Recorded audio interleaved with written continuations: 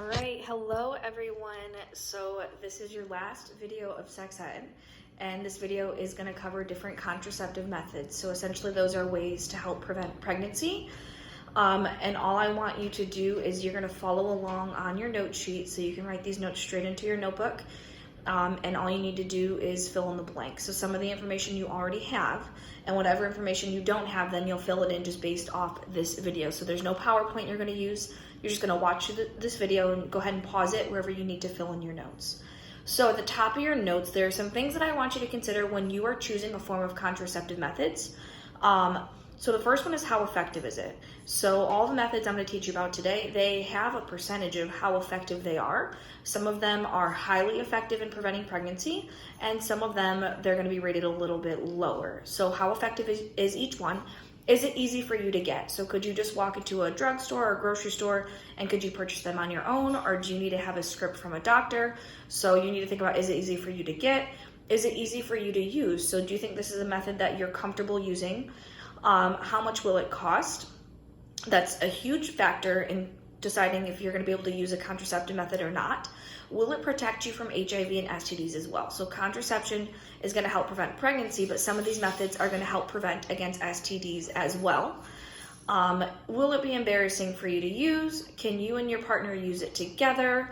What are some different side effects? Can you use it alone if your partner's not going to help?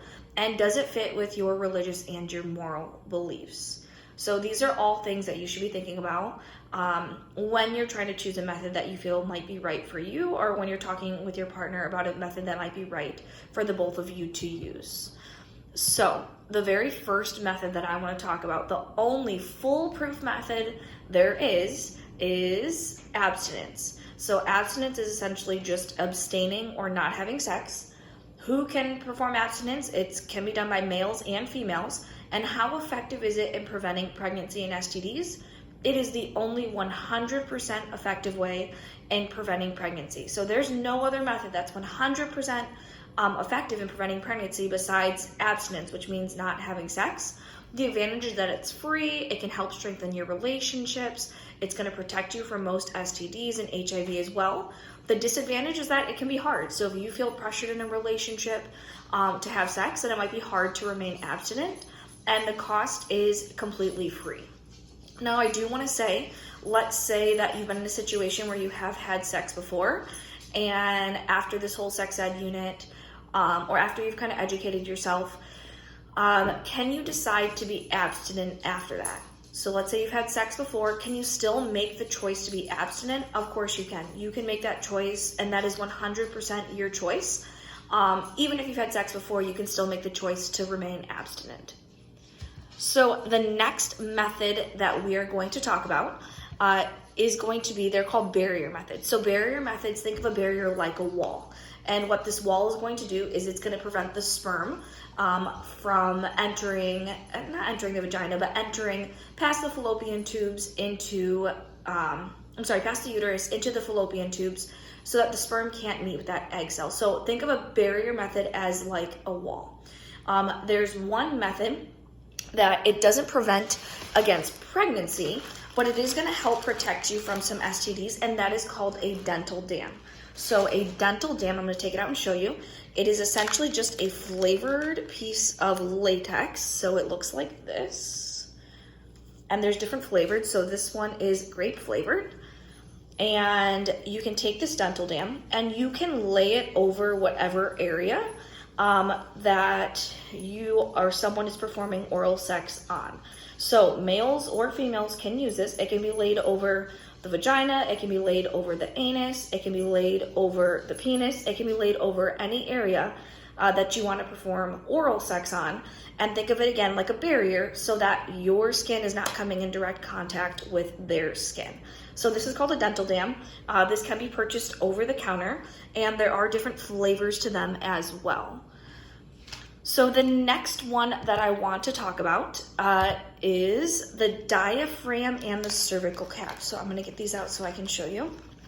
So we have the diaphragm and the cervical cap, which look like these. This is the diaphragm, and this is the cervical cap. It literally looks like a little hat, and that's kind of what it is.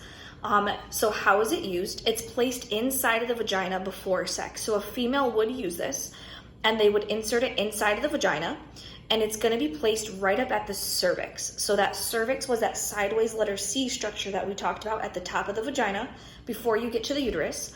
And think of it like a hat that just sits right up at the cervix, and it's going to prevent the sperm cells from passing through into the uterus. So this is used with a spermicide. So you have a spermicide that you use with this. Some advantages of it is that it works right away and you can insert it before sex. But its effectiveness is only 71 to 88% effective in preventing pregnancy.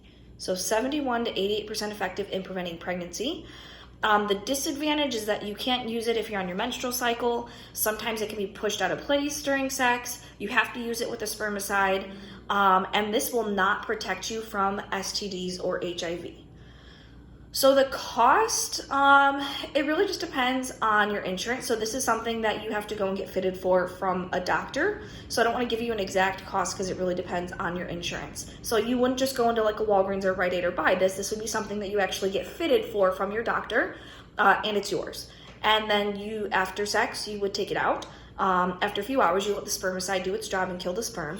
And then you would wash it out and you would reuse them. So this isn't like a condom that's a one-time use. This isn't like a dental dam that's a one-time use. This it's fitted specifically to that female, and then she can reuse them.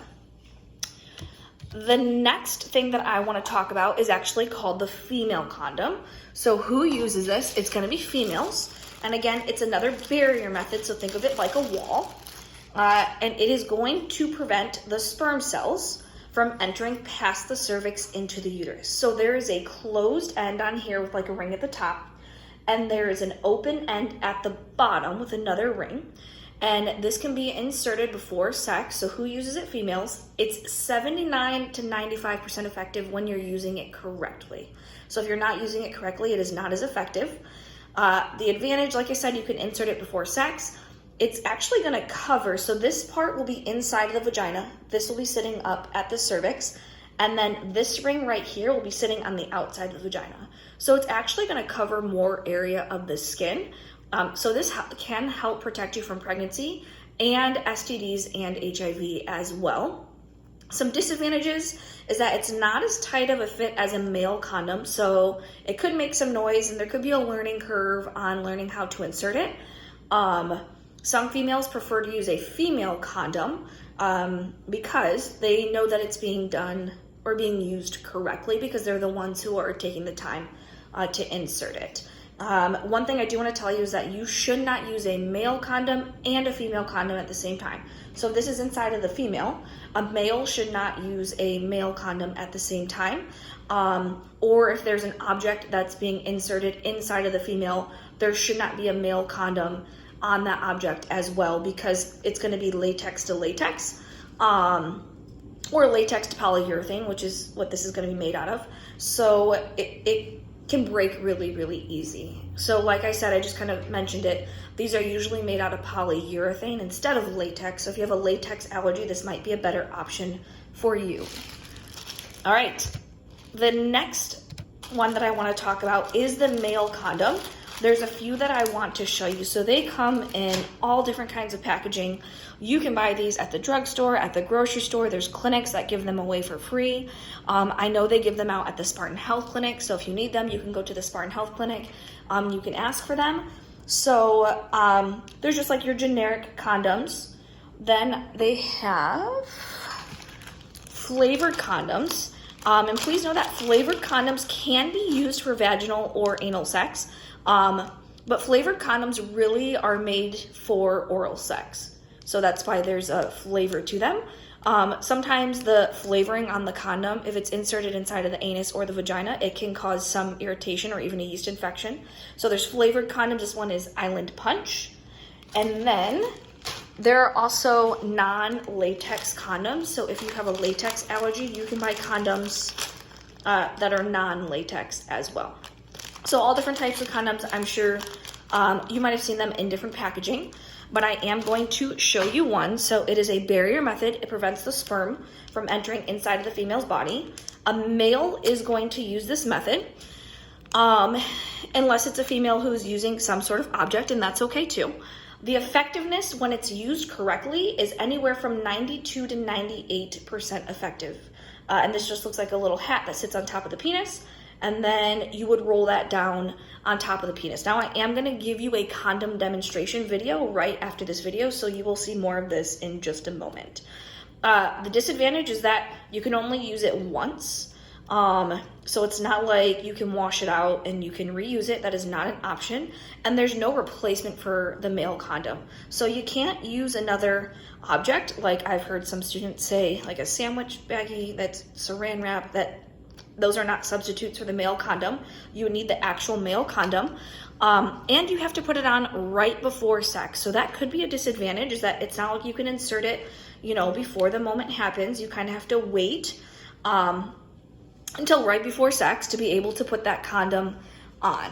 So the advantages is that they're really easy to get, and not only is it going to help protect you from pregnancy, but it's going to help protect you from STDs and STIs as well. That does not mean that you won't get an STD if you use a male or a female condom, because there'll be other areas of the skin that aren't protected by the condom. So any of this area that's protected, that's great, but any of the area on the outside that's not protected can still spread an STD or HIV. The effectiveness when you use it correctly is 92 to 98% effective, so they are highly effective. The next one I want to talk about is spermicides and foam. So I talked about with the cervical cap that you need to use, and the diaphragm, you need to use some sort of foam or film or spermicide to help protect or help kill the sperm. So let me see if I have any here that I can show you. Yep, I do. So these are essentially just chemicals that are going to kill off the sperm. Who uses it? There can be condoms that come with spermicide on them. In fact, a lot of them do come with spermicide on the inside. But females, if they're just using the spermicide, females are the one that uses it, so it's inserted inside of the vagina. If you're just using a spermicide alone, it's 72 to 82% effective. And this will not protect you from any STDs. There's no barrier to it whatsoever, but you can purchase it at a drugstore or a grocery store.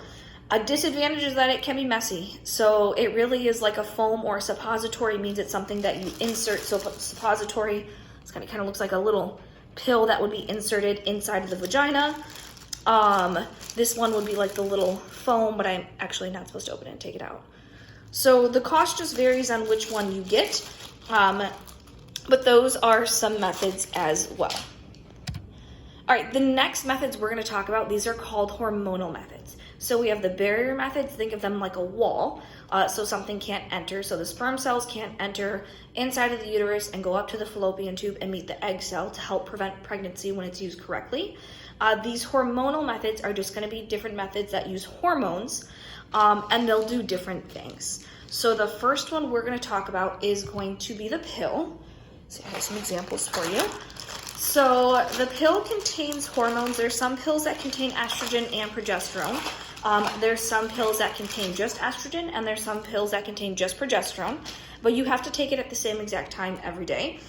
And that can be hard for some females. It can be hard for some females, so this is for females, but it can be hard for them to remember to take the same pill at the same exact time every day, and that is the proper use for it. So if you're not taking it at the same time every day, then it's not as effective. So if you're taking it at the same time, the effectiveness is 91 to 99% effective. So it is very effective in preventing pregnancy if you're taking it at the same time every single day. You're not skipping a pill. The advantage is that it's pretty easy to use. So you just take the pill, it's a tiny pill. It's not going to interfere with sex, so it's not something that needs to be inserted inside the vagina. I don't have the pills in here, these are just the cases. It's not something that has to be put on the penis. This is just a pill that a female would take once a day, so it won't interfere with sex. The disadvantage, again, is that you have to take it daily at the same time. Sometimes they have side effects since they are made out of hormones, like weight gain or weight loss. It could be that it causes some people to have acne or less acne. It could cause some people to feel moody or not moody. So there's all different side effects when it comes to taking any of these hormonal methods. Now, I do want you to remember, when it comes to any of the hormonal methods we're going to talk about, is that none of these hormonal methods protect you from any STD. So they'll help protect against pregnancy. This one is 91 to 99% effective in preventing pregnancy. but it's 0% effective in preventing STDs. So what do you think you could use along with the hormonal method to help protect you from STDs? I know you can't actually answer me, I just gave you a second to think. But you could use a barrier method with it. So you could use like a female condom or a male condom along with a hormonal method to help protect from those STDs. You cannot use a barrier and a barrier, so you can't use two condoms because they'll rip, they'll break, they'll tear. But you can use a hormonal method and a condom along with it to help protect you from STDs as well as pregnancy. So the next one we need to talk about is the patch. So the patch is worn on the female. It can go on an upper shoulder. It can go on like the upper portion of either side of her back. It can go on the front side of her hip, or it can kind of go up on the butt cheek on the back. So there's like 4 places it can go on the body. And it is a patch that will release hormones into your body transdermally, so it just goes through your skin. Again, females use it, and it's 91 to 99% effective in preventing pregnancy. It won't protect you from any STDs, so you would need to use a condom as well. But it is fairly effective in preventing pregnancy. The advantage is that, so instead of taking a pill once a day, something like the patch, you wear this for a week, and then you change it to a new patch. You wear that one for a week, you change it to a new patch, and then you wear that one for a week, and then you don't wear a patch for that last week. So instead of taking a pill once a day, a patch you wear for a week. So if you're having a hard time remembering to take the pill once a day, the patch might be a little bit easier of an option. The disadvantage is that it is less effective in women over about 200 pounds. And sometimes it can cause some skin irritation because it is being placed on your skin. And those same side effects that I talked about, the hormonal side effects with the birth control pill, can happen with the birth control patch. Okay, the next one is going to be the ring. So the ring, my first year teaching, I made the mistake. I didn't have all these cool things to show you guys. I just taught about the ring, and I wasn't specific on where it went. I just said females used it, and everyone thought the ring went on your finger. So when I asked, which one do you think would be most effective? They said, oh, easy, the ring, because you can put it on your finger and you can't get pregnant. This does not go on your finger. This actually gets inserted inside of the vagina. So as hormones, females use it. It is 99% effective in preventing pregnancy when used correctly. It will not protect you from STDs, so you would need to use a condom as well. So the pill you take once a day, the patch you change once a week, the ring you actually leave inserted. It'll go inside the vagina and it'll sit right up at the cervix, but you leave it inserted for 3 weeks and then you take it out for that last week. So this one is a little bit more long-term than the pill or the patch. The disadvantages are the same things that we talked about with any hormonal method. And the question is, like, if you're having sex, could this be knocked out of place? It can. So technically could be knocked out of place. It's not super common, but if it is, you have like a few hours to rinse it off and insert it back inside of the vagina. If not, then you need to insert a new one inside for it to be effective. Okay, then we have Implanon, or the implant. Grab those. And this is a thin plastic rod that is inserted. Let's see if you can see one. This little bag here that gets inserted inside of the arm. So it would get inserted kind of like right here in the arm, and it goes under the skin. So females use this method. It is not for males. It's 99% effective in preventing pregnancy, 0% effective in preventing STDs. So you would need to use a condom. The advantage is that it's long lasting and it's not going to interfere with sex. So these usually are left in for anywhere from 3 to 5 years. So it's not something you have to change every day, once a week, every few weeks. It stays inside of your arm. The doctor has to make an incision and put it in. And then when it's time to take it out, the doctor would take it out. So let's say that you've had it in for 2 years and you decide that you want to try to have kids. You could go to the doctor and they could remove it early. You don't have to keep it in for that full time.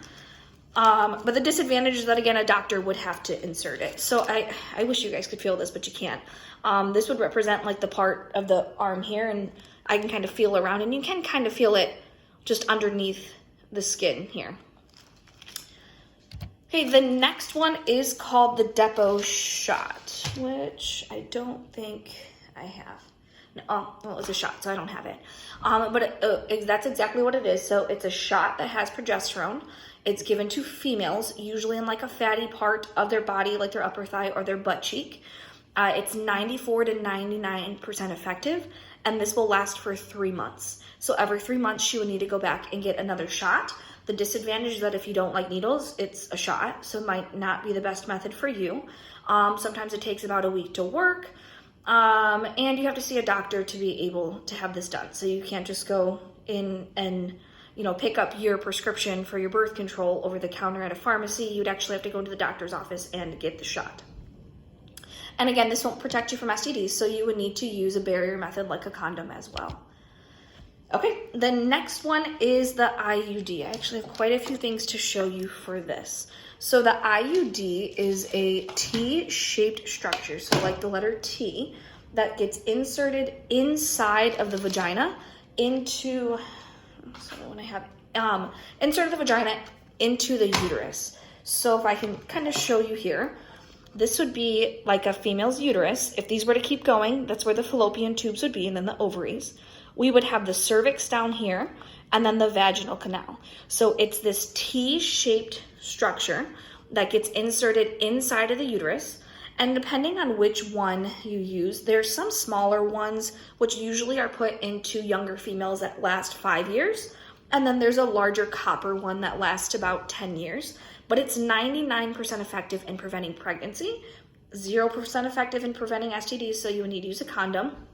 A disadvantage that a doctor has to insert it. So you can't just insert this on your own. You can't take it out on your own. But there's these little strings that will hang out just past the cervix. It's probably really hard for you to see. And the doctor does require for you to check your strings to make sure everything is in place and where it needs to be. So here's how they put it in. The doctor takes this, it's called a speculum, and they insert this inside the vagina.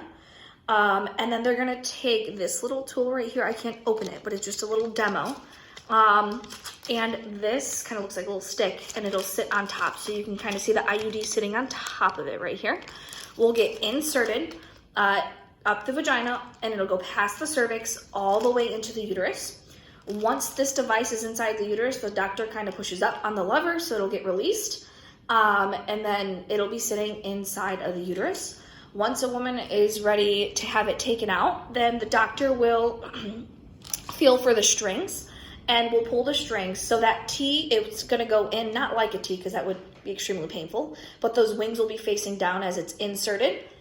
And then once it's in the uterus, it'll sit in like a T inside of the uterus. And then when it's ready to be taken out, it's actually gonna fold up like a U. So it's really hard for me to make. I don't know why I can't. Yeah, you get what I'm trying to say. So it'll make like a U as it comes out, so it's not a T coming out of the uterus, past the cervix, and out of the vagina. The last one that I actually want to talk to you about is emergency contraception. So this is like the day after pill.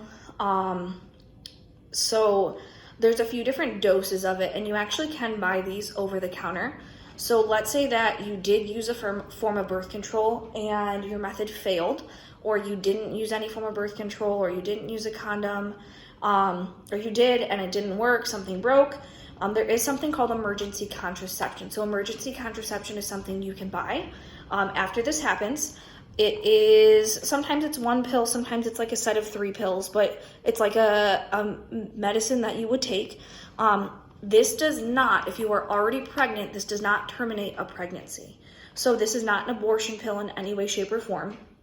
But some of these work in different ways. So some prevent your body from releasing an egg, some prevent your body from having the egg travel down to the uterus, some prevent that egg from implanting inside of the uterus, but it's full of hormones, and different ones will do different things. They can be expensive. So it just depends on if you have insurance, and if you go to a clinic, it could be free, but if you're buying it over the counter, it's usually around $50, but $50 is better than the cost of a baby if you're not prepared and ready for baby, which would be way more expensive than $50. So, the female would take this pill. The sooner she takes it, the more effective it is. So, the first 72 hours is when it's the most effective. If she takes it after 72 hours, it could still work, but at that point, those sperm cells could have reached the egg cell. And like I said, it's not an abortion pill, so the deed has been done. So the sooner you take this after unprotected sex or after something happens, the more effective it is going to be. Please do not rely on this to be your only method. So please don't think like, oh, we won't use a condom because we can just buy the day after pill. It is a large dose of hormones that can sometimes kind of put a female's body into a little bit of shock. So just think of this as a backup method, plan B, in case something were to happen. So if you have any questions, comments, concerns, send me a message. But the next video you're going to see is actually the condom demonstration. So I'm going to show you how to correctly put a condom onto the penis.